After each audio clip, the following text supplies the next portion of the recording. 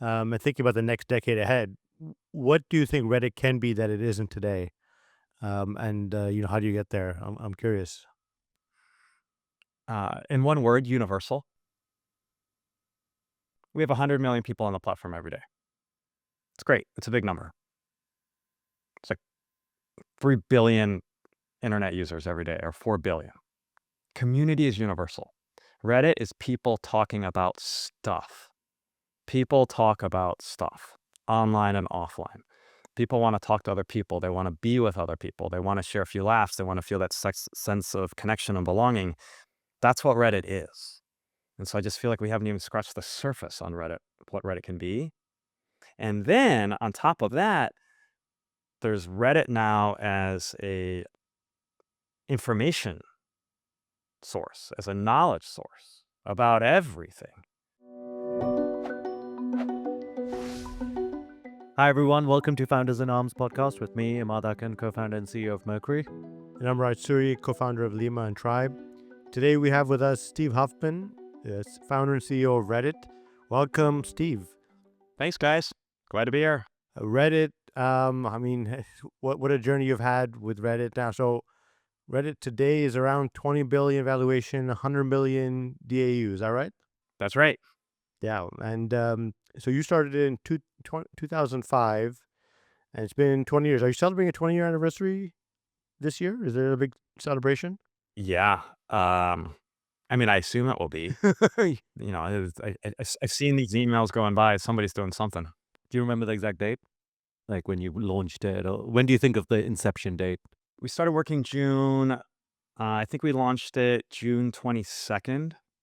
And so I think we celebrate. It's somewhere in June. We'll call that the 20 years. But the 22nd is a date that sticks out in my mind. One thing I've always wanted to ask you about Reddit is like, how has the journey been? Everyone knows Reddit today as, the primary source for kind of peer-to-peer sharing online, and how has the journey been?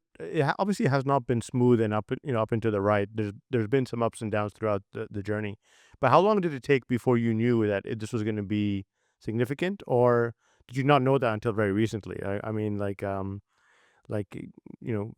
was that moment? Because there's a trope right now in Silicon Valley that a consumer, you either know immediately, or you basically, it's not worth working on, right? But for Reddit, when was there ever a moment where you're like, oh, now this is actually going to be one of the top consumer apps in the world? I can answer that both ways. The feeling I have most often is we haven't made it yet. Mhm. I still think we have not built the version of the product that we've been dreaming about. Whenever I use Reddit, I just feel like there's just so much work to do. That's been, I think, my mindset about Reddit for 20 years. Of just, oh, I want to do this. Oh, I want to do that. Oh, we haven't quite captured this idea or this or that. And so that's still the way I think about it. If I knew what I knew now, there's certainly signs very, very early on that Reddit was interesting. Like that Reddit was going to be big. I don't know, but that Reddit is interesting. Like that was as soon as August 2005. Hmm. I didn't realize this was special or hard to come by at the time, but we launched in June, and by August, the platform was kind of almost self-sustaining. Right? We had enough users that Reddit was full of new content every day, and we'd probably call that product market fit. When young entrepreneurs ask, like, what is product market fit? My answer now is, well, is your product growing and you can't explain why? That's definitely product market fit. Hmm. Um, are you working your ass off and your product is barely growing? That is not product market fit. And so Reddit was working in August of 2005. Hmm. That I now know is really special, but I didn't realize that for a long time. Was it a year later that you sold it to Condé Nast? Yeah, Or we sold, that deal closed October 31st, 2006. Um, but I think we decided to sell and maybe even agreed on the price by like March of 2006. So within a year, I think that deal is basically done. Is the acquisition price public? It's public enough at this point. I think it's reported as $10 million, and that there was a split between kind of the front end and the back end of of that deal, but that was the Yeah. order of magnitude. So, I mean, even though you knew it was working, yeah, obviously 2006, 10 million was a lot of money for any web property, and Certainly, we we were all, were like yeah, 22. yeah, It was a lot exactly. of We were money. all kids back then. Yeah. Yeah. Uh, like, what was the point where you were like, okay, that was maybe not a mistake, but like, yeah, the value was not captured. Like most of the value was still to be captured. There must have been another point where you were like, hey, shit, like I sold this thing for 10 million, but it's actually like the most important, one of the most important things on the internet. That was more of when I came back to Reddit Hmm. in 2015. Right. So we sold after a year Oh, and a that was a half. 9-year period. I didn't realize it was so long before you came back. Yeah. So we sold after a year and a half. I left. I had a 3-year contract with our acquirer, Condé Nast/Advance. I left at the end of that, and then I was gone for about 5 years. And so I came Hmm. back in 2015. And when I came back in 2015, that was, my mentality then was this thing is so special and could be so much bigger. Um, and but not only I think is Reddit missing the opportunity, Reddit is at risk of dying entirely. Oh, really? So somewhere between when I left at the end of 2009 and when I came back in 2015, it was like, oh, I think what happened was I was working on Hitmark, right? We were Hmm. selling plane tickets, and that was a brutal business. We n- we it's funny. We had a nice product. We never had product market fit. Um, we never really got the business going. And so that I think really put Reddit in the context of how this thing just kind of grows on its own. That's how special that is. You said that like there was like an existential risk to it when you came back in 2015. Like, well, I guess you could see the bones were good, but there was like some serious problems. Like, what was the biggest issue? So, I mean, the bones were great. Reddit, I think, had all of this really amazing content. And this was also during the kind of rise of social media. Hmm. And so I think this is where Reddit really started kind of to develop this position, maybe, uh, well, develop this position of Reddit is not social media, right? Mm. Social media is friends. We call it people you know and people you know of. It's very performative and shallow, I think, and inauthentic. And so that kind of made Reddit, I think, more and more make sense of like, this is the not social media place to be with people on the internet. Mm. Mm. Um, and so those are the bones. I think it was really, really special. People were creating these bonds and having these conversations that were just totally unique, I think, online. Um, but then we also had these communities behaving very badly and taking advantage of Reddit and getting on the front page. And so that was what was in the press. It was demoralizing to employees. Um, and so it was causing Reddit to develop a reputation that was both bad and I think, out of alignment with what the other 99% of Reddit was. Mm. And so that it was scaring people away and it was making people not want to work at Reddit. It was making users not want to be on Reddit. Um, and so when I came back to Reddit, I was like, okay, we got to fix this problem because Reddit is so special. It would be a shame if it was lost because, um, we can't get a hold of these kind of content and behavior issues on the platform. That was a series of kind of content moderation decisions you made. I think some of them were pretty unpopular, if I remember. So I guess what did you do, and like what were your big lessons from that? So Reddit in 2015 had no content policy, had no safety team, um, had, I think to my recollection, never banned a subreddit. Um, uh, Need perhaps one or two in kind of extreme circumstances. So we were really just starting from scratch. And these things were, I think, really hard ideas for the platform and for the company. I mean, I'm sure when you started the company, you had a libertarian kind of mindset that like you don't want to censor things. Like Oh, I how still did, do. Like that's yeah. still there. Um, when we started the company, the one of the kind of founding principles of Reddit is we are not the gatekeepers, right? We felt like traditional media was controlled and is controlled by a handful of people, Mm. um, various editors and powers that be. And so, and as a result, they're deciding what people get to think about. And so we wanted Reddit to be a place that was powered by its users, powered by its community, specifically not us, right? Our belief was we don't get to be the gatekeepers. We facilitate the conversation, but we don't control the conversation. That's still how we think about it. But we also learned that if you let a group of people torment everybody else on the platform and behave badly, then you don't have a platform, right? Mm. We're building a community platform. We're running a business. It has to be a place people want to be. And so there's, I think, a sense of decorum that's really important. Otherwise, people just won't be there, and our advertisers won't want to be there. And then there's no users and there's no business. And so it's when we make decisions regarding kind of content and behavior on Reddit, it's not about controlling what people can talk about and therefore think about. It's about creating a space that is a place that people want to join and be a part of and contribute to. And so, yes, there are limits, and you can see it in our content policy. Every word in our content policy was a lesson that we learned the hard way. Um, uh, but we've tried to come at it from the point of view of how to create a healthy, fair, but still as open as possible space. It feels like very similar to like the journey that probably Elon has been on, running Twitter. He probably killed all the safety teams, but then realized that he lost a bunch of revenue and users because of that. Um, it seems like they're still learning that journey. I don't know if they've, but they'll probably come back a little bit towards more safety as well.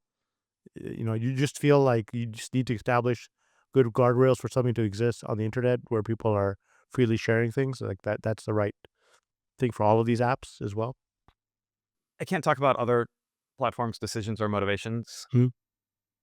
but I know for us, it's really that simple. We want to Mm. have a place where everybody wants to be and feels like they can be. Makes a lot of sense. And so you were mentioning you're going to answer this both ways, and you mentioned that looking back at it, you got to product market fit very early when you saw people were using it consistently. Do you think there's this one idea of like if you have a brand on the internet, and the internet itself has grown a lot since 2005, that just riding that wave over the course of 20 years and being like a having a creating a, as you said, like a controlled space to some degree, or like semi-controlled or pseudo-controlled, like that has been kind of been the story of it. Is like this is going to grow because people are going to use the internet more over the course of 20 years, and if as long as you create the right space for it and create a trusted brand, like has that been the formula for success, or has there been other aspects as well? No, I think for any company to survive 20 years, you're not riding a single wave. You're riding multiple waves.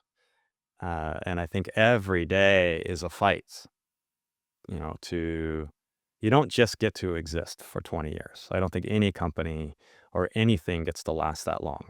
Any institution, um, or relationship for that matter. It's always work. So when I think about Reddit's history, I think I think it's kind of come in multiple eras. The first era was kind of call it Reddit as a link aggregator, um, and a community that was kind of built around conversation about other content on the internet.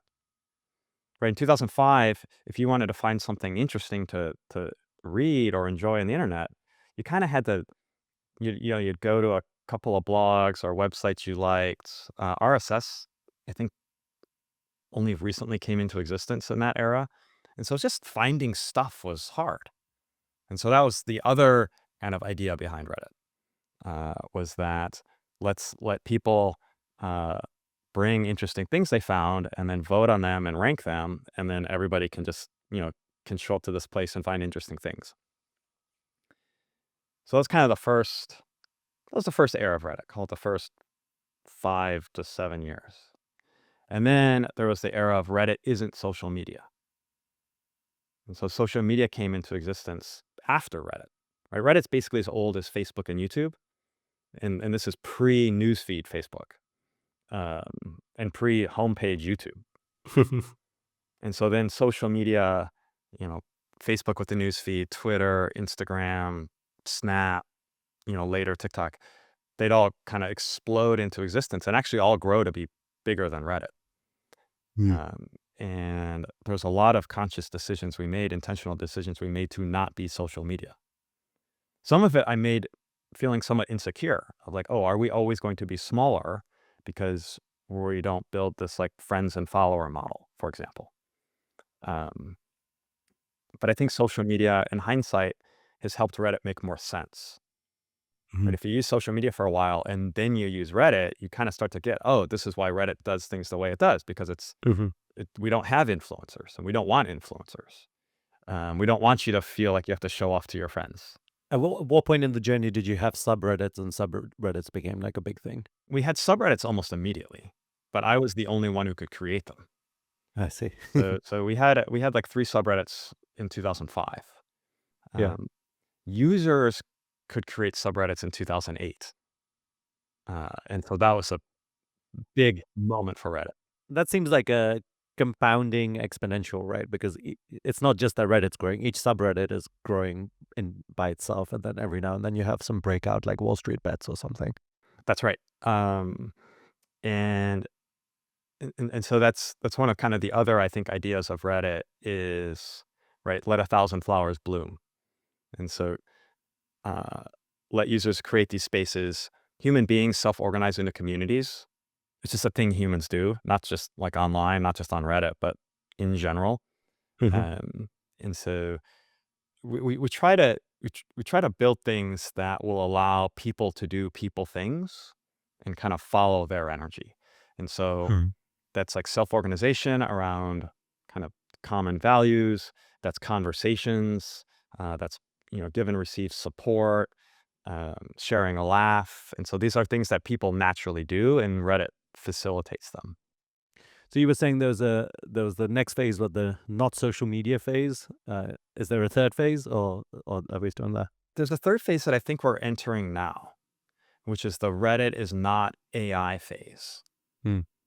So where a lot of the rest of the internet is being powered, if not outright created, by AI.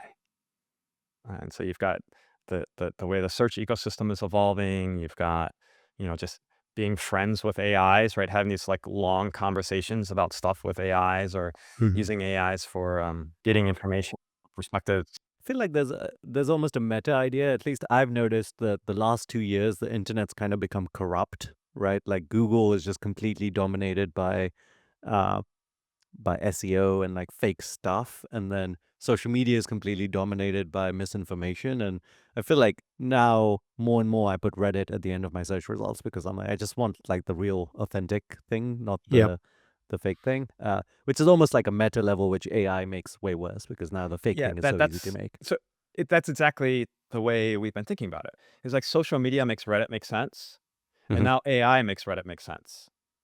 It's like the value of Reddit is that it's humans. But how do you ensure it's humans, right? Like, is there something in place? I mean, I guess right now AI still sounds different enough that you can tell, but like maybe in a year or two, AI is going to sound just like a human, right? That's a P0 issue for us, is the human verification and making sure that Reddit remains a place where you can reliably talk to other humans. Because that's You scan eyeballs. It's tricky. It's an option. You can fake eyeballs though. I thought look, you can fake faces too. But right now, Reddit requires a username and a password. Mhm. We strongly suggest you add an email. Mhm. Um, I think we're going to have to be more intentional about how people get onto Reddit because it's the number one thing I see users worried about Yeah. is not just on Reddit but anywhere, like believing that what you're seeing is real.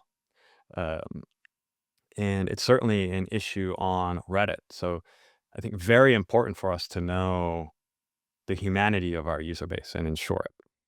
I noticed a lot more apps are asking for video selfies, including Mercury. Mercury asked me for a video selfie recently. I mean, video selfies will hold for a bit. Like basically, like the current game is make it so it's sufficiently hard for AI that people won't do it, but like all those things will become easy. I think the only actual like long term solution is like KYC booths. Right, you have to like every metro area has like a booth, and you walk in there and you It's like funny, verify like yourself. you just made fun of the orb, and then you just described Yeah, the orb. basically that's the whole. Yeah, yeah. That's it. I But mean, that's exactly what it is. Yeah. Uh, I guess for people that don't know, WorldCoin has like an orb that they do a retina scan, but that only works if, I, yeah, I guess it's basically the orb. That's the orb. But you need to then keep the private key safe and stuff like that. It is So, complicated, but yeah, but I mean, I think this is the journey we're on, yeah, right? Mhm. Is you uh certainly me. Sounds like maybe you. A lot of our user base, even a couple of years ago, maybe even a year ago, had a set of concerns about face scanning, human verification, IDs, and this and that. And then now we're entering this era where, look, we're going to have to make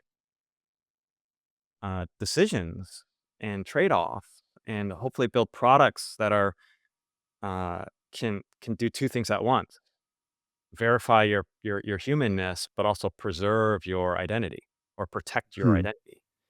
Hmm. That is a very very important problem to solve for Reddit, but also for everywhere. I think that probably the leading edge will be platforms like Reddit, video game services, dating sites, but everywhere, like we entered the world, right? You can now deepfake anybody doing anything basically for free. That's the Hmm. world we live in today.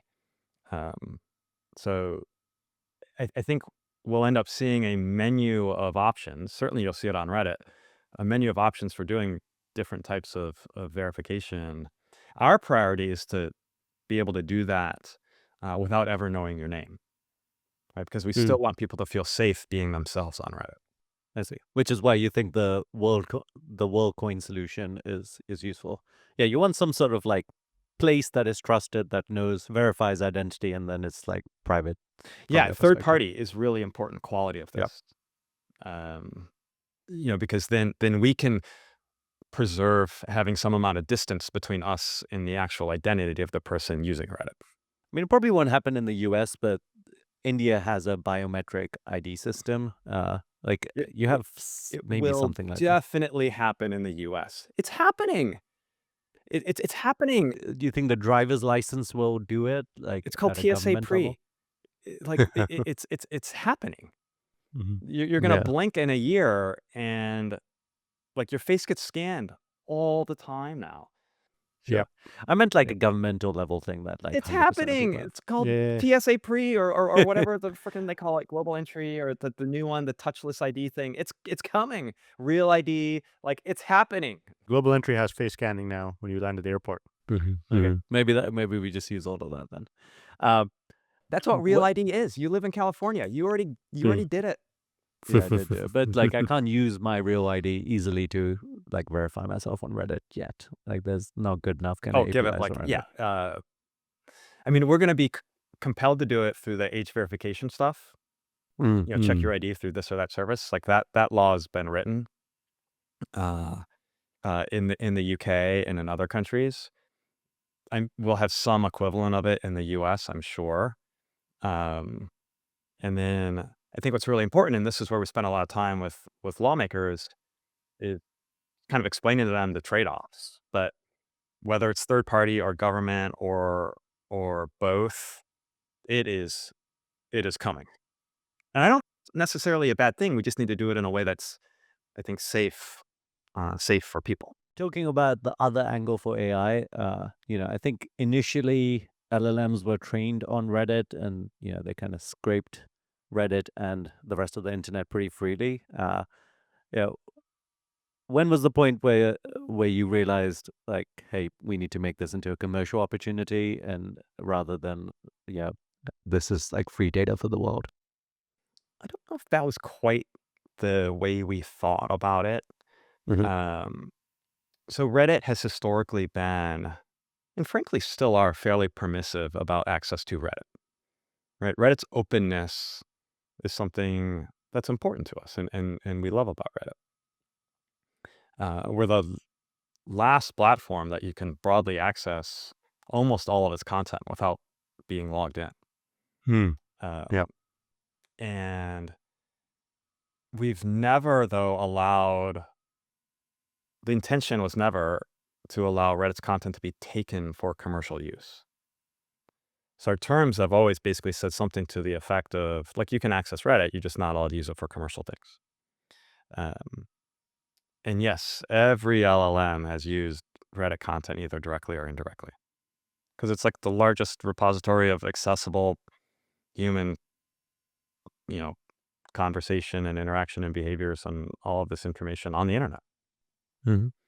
And so our reasoning was, well, look, it's the cat's already out of the bag, or the horse is out of the barn, or whatever metaphor works here. Hmm. Um, can we clean this up? Can we do this on terms that are fair to Reddit the business? And can we put constraints on it that are respectful of our users? And so this is where we created our public content policy, which is kind of our framework in these relationships.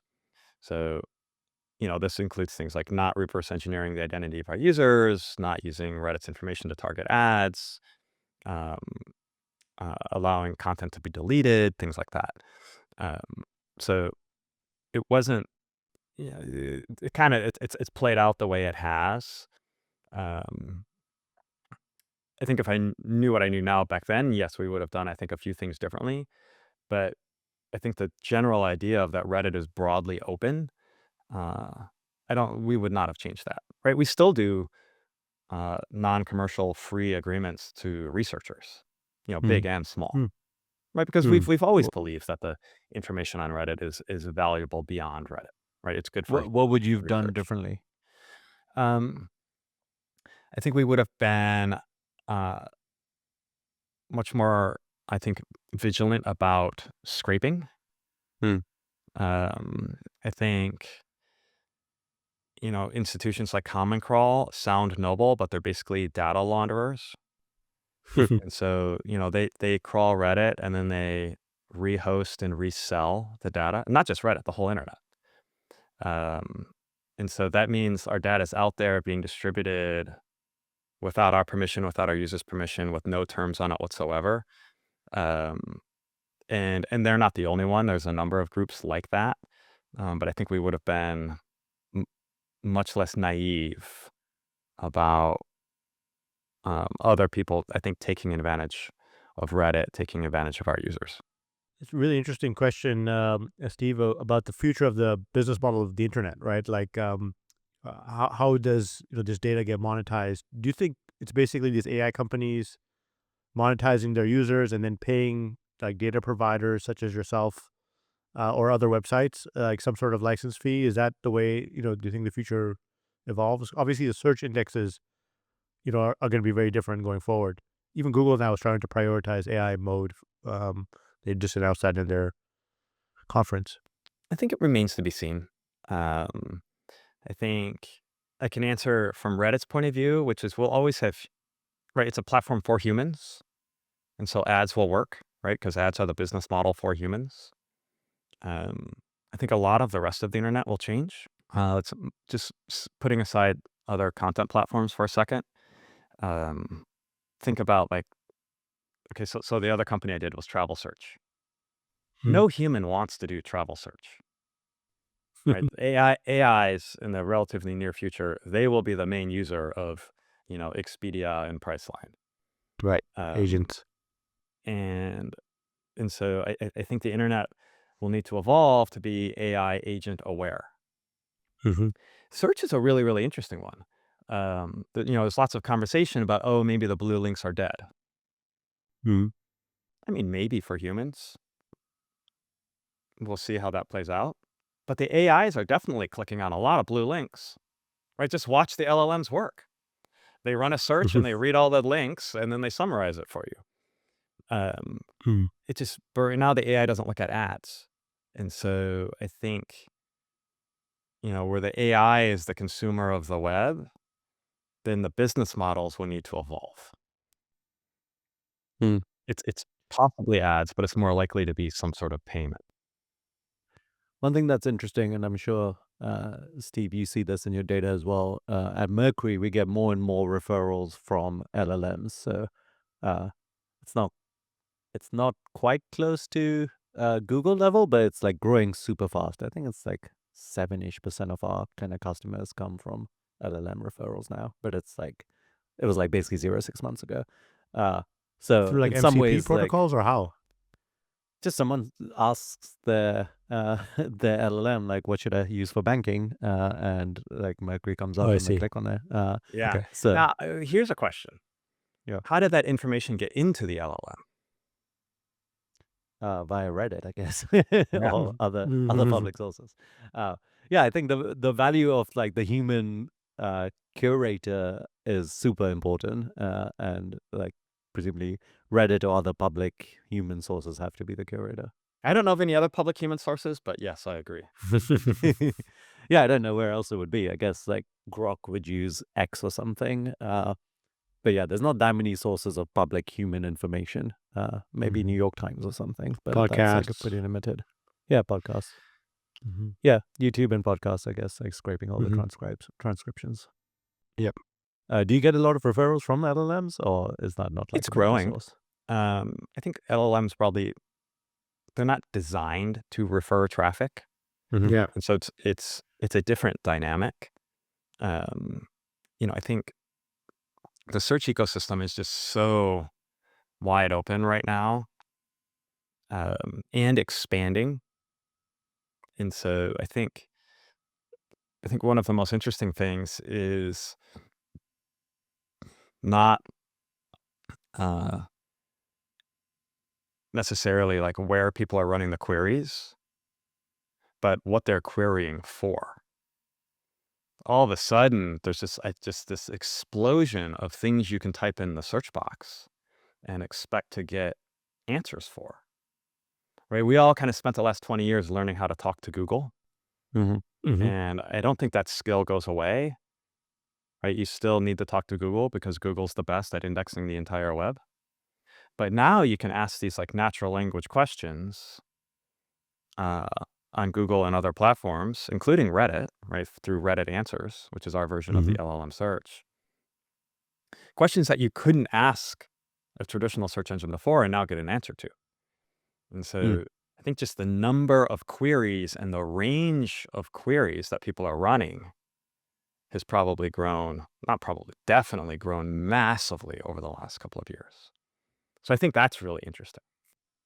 Yeah, there's definitely this whole class of things that Google was pretty useless for. That LLMs are great for. Uh, Yeah, so we've got this LLM search on Reddit called Reddit Answers, and I was at a concert. I was at the Justice Show in San Francisco the other week, and I Mhm. was able to ask it. I was like, "How long is this set?" And I got the answer. It's 90 minutes. yeah, that's great. And so that sort of question, I would not have, no way I could get an answer to before on the last version of the internet. So I think that sort of thing is really, really powerful. You were CTO at Hipmonk, right? I was CTO. I think Reddit. When you came back to Reddit, were you the CEO the first time or the CEO We didn't the use that second title time? the first time, but yes, for the Yeah. first 5 years, I effectively ran Reddit. I see. And then I was gone, and the team the team was down to one person at one point uh, Oh uh, wow. during that time. Just keeping the servers running. It- uh, Basically, yeah. And so then I came back 2015 as CEO. Um, what I mean, I always find it annoying when people say, "What are lessons learned?" Because there's obviously too many. What are like contrarian ways you run the company, where you don't see other people do it and you think they're like obviously the right way to do it, at least for you? Um, I think, I mean, there's probably lots. I think there's so much uh, advice out there that conflicting, of course, right? You can find somebody with business or product or startup advice that takes like, the entire spectrum of the range of possibilities. Um, I think the most important thing that we did and the most important lesson that I've learned over the years is just to use common sense, Hmm. right? If what another company is doing or CEO is doing makes sense for you, then learn from it and try to emulate it. If it doesn't make sense for you, don't do it. There are many paths to success, right? The path to success for Facebook is very different than the path for Reddit, right? We're not trying to build Facebook or TikTok or social media. Those are very successful companies, but it's just not our platform. And it's not for us. And so I think a lot of the reasons we've done things over the years was just like it felt right for us. It was in alignment with our uh, at first intuition, and then later we had more explicit and documented values, and it'd be in alignment with our values. Um, and there were times where I was insecure about that, right? When social media was growing so much faster than Reddit, I was like, man, I guess we're doing it wrong. Uh, Hmm. and the VC advice is, why can't you be more like Mark, or why can't you be Yeah, more like yeah, Travis? that's right. I was Yeah. like, oh, it's just not. I don't know what to tell you. Yes, they're very successful. I get it. I get why you're asking that. It's just not me. That's not us. Right. Um, so I think one of the things that's happened over the last 10 years is I think I and our team have become more confident in the way that we do things, being right for Reddit, um, because we can see it working. But it's taken a while for it to play out. Did the way you do things change significantly when you became public, or was it like relatively smooth? I think the process of becoming public, right? There's this certain they're very specific requirements, right? Hmm. You need to close the books pretty fast. You can't have any mistakes. You need to close certain things. You've got all these just requirements to live up to that require a certain amount of discipline and rigor to do well. So preparing to be a public company has made us so much more disciplined. Uh, and then you get, I think, along with it, a lot of pressure, which I think is a good thing. Um, and so I think overwhelmingly preparing to be a public company and being a public company has just made us better and more disciplined. Um, Because one of the complaints that people make is the pressure is very short term. It's like how you're going to make the next quarter and what are your metrics, etc. Is that not something you felt? totally. Yeah. I mean, I have to talk about Google on every earnings call. I don't like doing that. So, but the way to not do that is to make Reddit, have more diverse sources of traffic, to make Reddit better, to grow, logged in high quality users in a significant way. Um, Mm. so I think, sometimes, yeah, investors, they all say they're long term. Actually, they don't all say they're long term, but I'd say 90% of the ones that do say they're long term are also short term. That's right. Yeah. Okay, that is, but that's the game. Um, Hmm.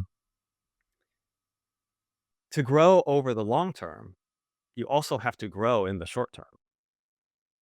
So I think you're always confronted with these decisions, not just as a public company. Is this in the long term best interest of the company? Yes. Well, then we should we should be doing it. No? Well, then we probably shouldn't be doing it. Okay, but can we do it faster? Hmm. That's always, I think, the way we want to be thinking about it. So, uh, It's good pressure. yeah, and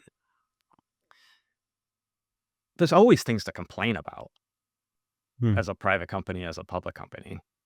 Is there things you've done differently as a public company? I know you guys pre-IPO tried to sell some shares to kind of the Reddit community. Is there Mhm. other things you've done post-IPO that have uh, tried to set up the governance of the company in a different way that like was more true to Reddit, or any other Um, kind of lessons you've tried to apply?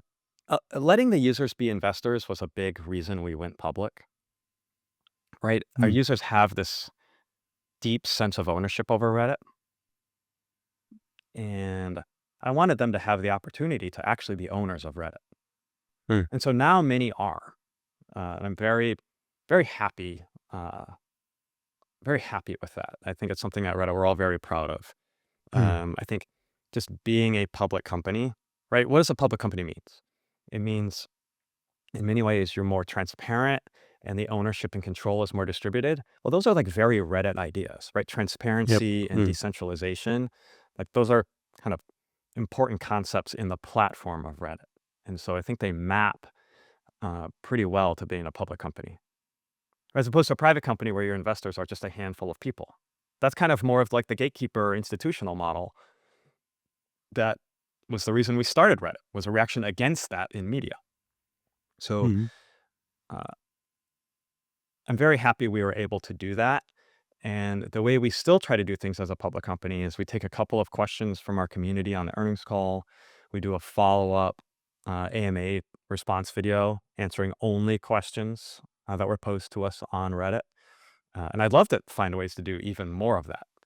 I think I we're was talking to Vlad, the Robinhood CEO, Mhm. and obviously for them, community ownership is also a big deal.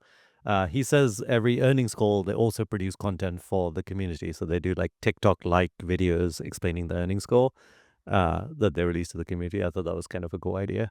Yeah, I think they did a really nice job at that. They were a few years in front of us, and they had a very big retail component in their IPO as well, which we tried to emulate.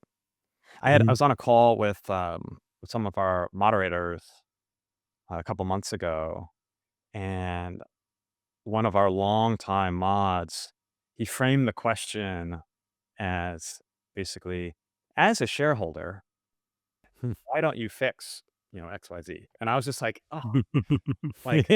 You're like winning. so happy. I was like, because the idea, like I want to do line incentives, right? We want this thing to grow. And so Yeah. when I had an OG mod preface his question with as a shareholder, I was so excited. Yeah. When we did our Series B, we had about 3,000 customers invest in a crowdfund thing. So you can do it as a private company as well, but there's lots of constraints and it's limited to a few thousand.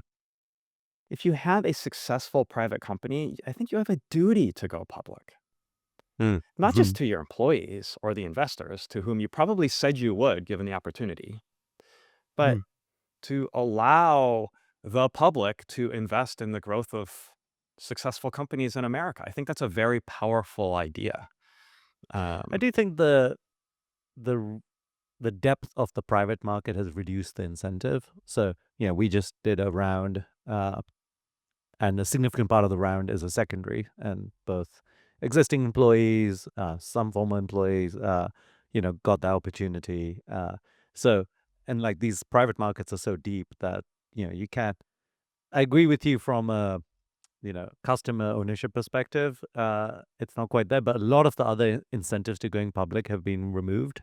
At least from my perspective, it seems much simpler and easier to just be a private company for longer. that is for sure true, except you don't have a real valuation and you are excluding people from being investors in your company. Yes, you can Yeah. you can do secondary and you get to control your investors. All those things are nice. Um, But a but true valuation, I mean, I think the second one is a true con. Like I would love Mercury customers to be honest, but a true valuation that also has a pro and a con, right? Like I, you know, having a daily valuation is can, there was a time where Reddit was down quite a bit, right? Like Yeah, it yeah, can be demoralizing as well. we were down and up and down and up. Yeah. But I don't know. I love it. I love it. You do? I think I'm almost What is it you love about it? Like it's it seems like fair. It's the work. Yeah. market, Okay. right? Yeah. It's You just want to be valued according to the truth, and you feel like I it guess gives I you shouldn't say it's fair. It's always unfair. Like, that. but it's a It's real number. transparently unfair.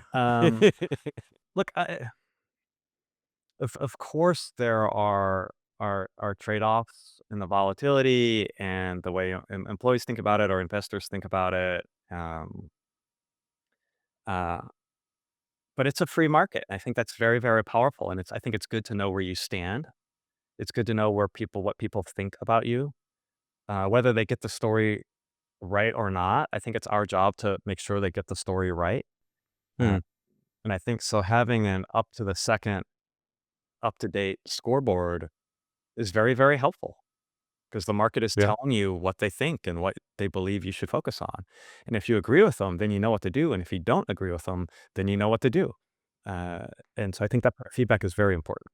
Reddit could easily be like meme stocky. Is that something you want to avoid? You want to avoid kind of, this kind of some of the meme stock elements, or is that something that you're like, if it happens, it happens?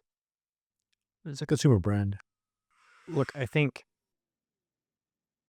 all things equal, we want a fair valuation. Hmm.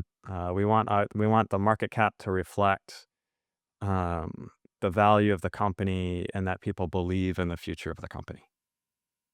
Now, this is like some frictionless universe stuff. Obviously, it doesn't always work out that way. Um, but I think our style has been to be as transparent as possible.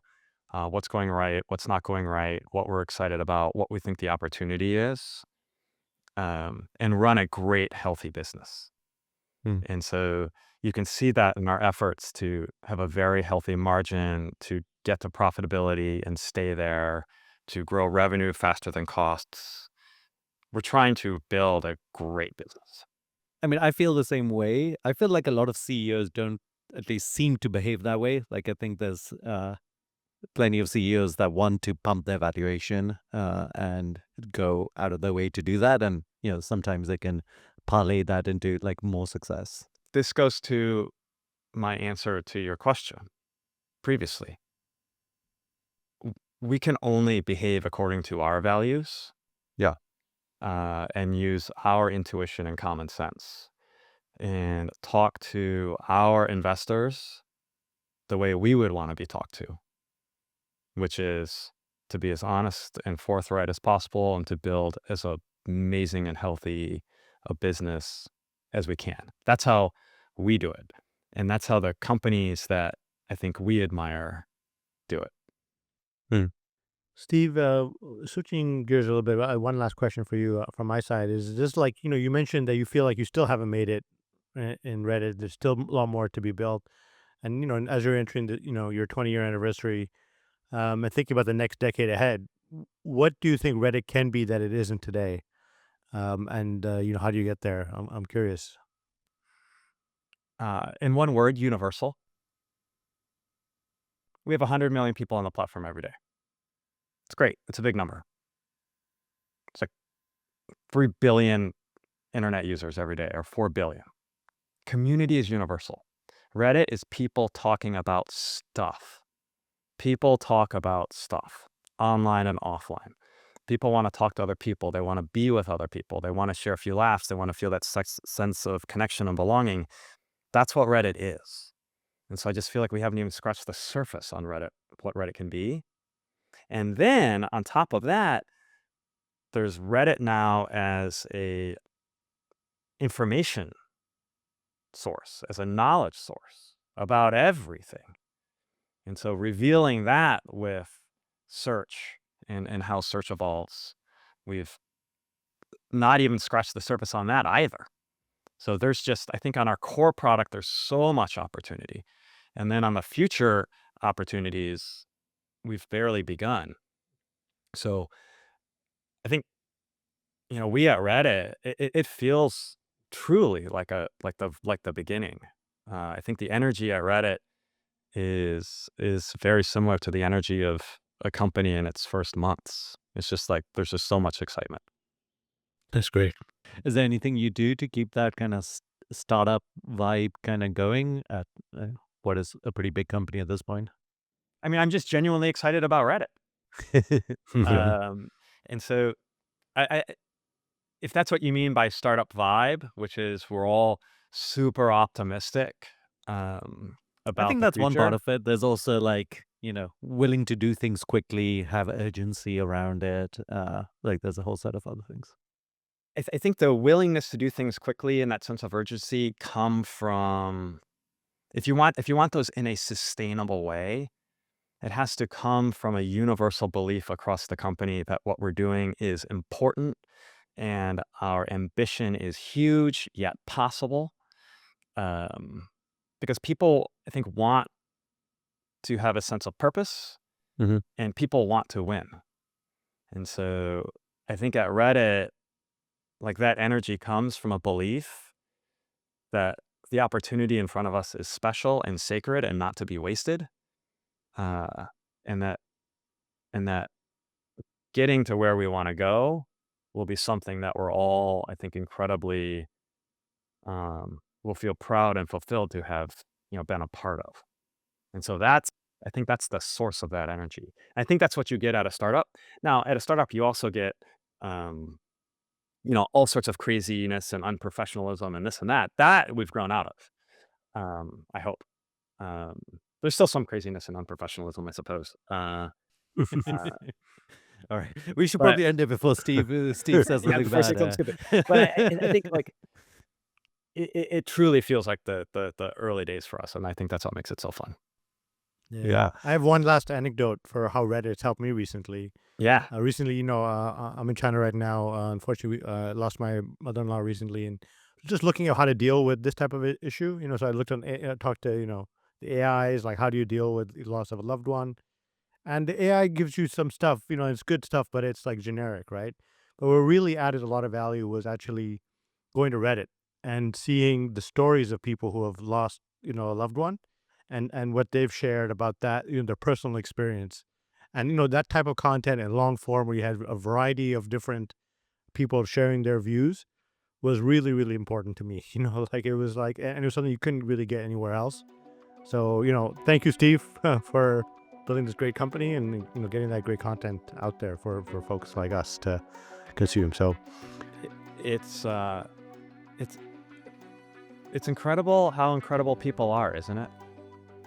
yeah. Yep. I'm there with you. I think the internet can be more human, and it's going to, in the age of AI, humanity is even more important than ever. So, Yeah, 100%. Cool. Thanks for joining, Steve. And see you all next week. Thanks, guys. Appreciate this. Be well. yeah, it was fun.